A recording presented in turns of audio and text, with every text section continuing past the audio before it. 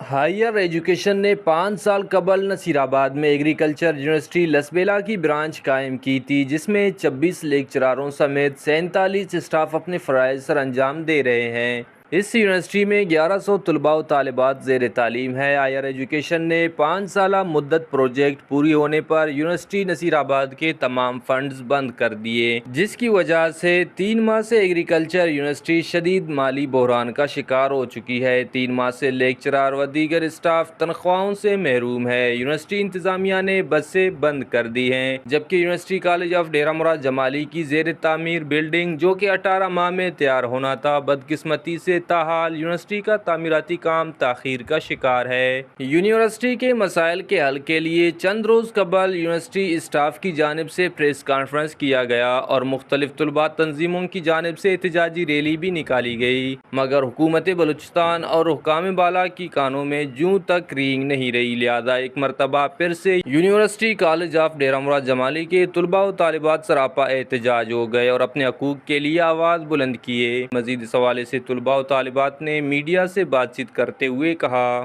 University college of ڈیرہ مراد جمالی کے طلباء و طالبات نے وزیر اعلیٰ بلوچستان اور نصیر آباد سے منتخب حکومتی نمائندوں سے مطالبہ کرتے ہوئے کہا کہ نصیر آباد ایگریکلچر یونیورسٹی کے مالی مسائل کو جلد از جلد حل کیا جائے اور صوبائی حکومت 18ویں ترمیم کے تحت نصیر آباد ایگریکلچر یونیورسٹی کو فنڈز دے کر 1100 طلباء و طالبات کے مستقبل کو تاریک ہونے سے بچایا جائے۔ کیمرہ مین معشوق رند کے ساتھ ریاض بلوچ، وش نیوز، نصیر آباد۔